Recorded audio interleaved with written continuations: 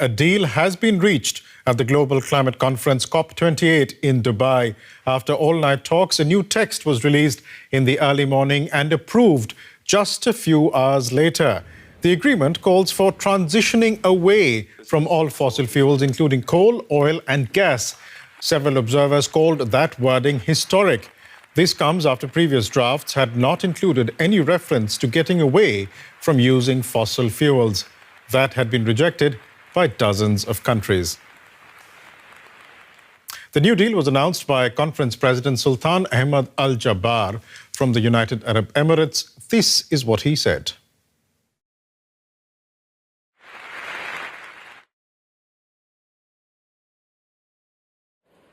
You showed flexibility and you put common interest ahead of self-interest.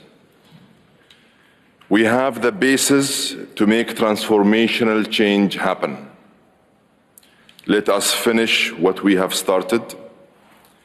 Hearing no objection, it is so decided.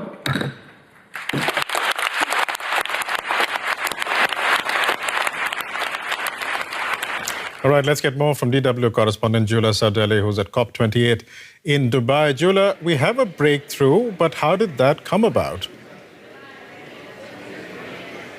Well, it was a lot of talking in through the night. The COP president was speaking to all the different groups of countries involved here at COP. And finally, this morning, the news of a text being presented and then it was approved. It was a big work of compromise. The only way that they found to bring countries together that had very different positions, especially on the issue of fossil fuels, was to find wording and a compromise that would make everybody happy, and that seems to have happened with this approval.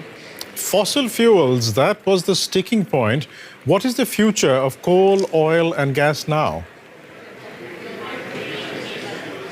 Well, now for the first time, this is a big point of progress that we hadn't seen before in any COP agreements. We see the words fossil fuels included in the agreement.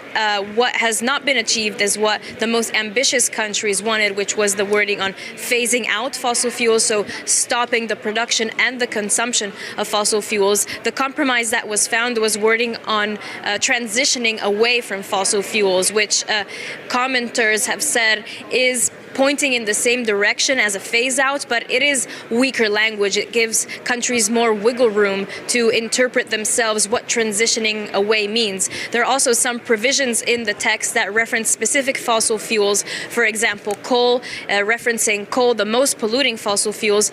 The text speaks of a phase down, of a reduction rather than stopping its use. And there's also a reference to transitional fossil fuels, and that is an implicit reference to gas, and this would mean that countries like Russia, for example, could continue to produce and sell gas.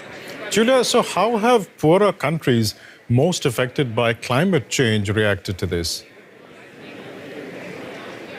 Well, we've heard from the Alliance of Small Island States, and these are really some of the countries whose livelihood is and whose existence is at risk from global warming. They have said that this is not what they wanted. This doesn't go far enough to reach the goal that was recognized by science and was recognized by COP before in the Paris Agreement, which is to keep the warming of the planet below 1.5 degrees Celsius. They say this doesn't go far enough, and some countries also have concern regarding implementations of the measures agreed today and also funding. How can they fund the transition away from fossil fuels and to renewable energies? We'll leave it there for the time being, but thanks so much for joining us today. DW correspondent Jula Sardeli in Dubai. Thanks so much.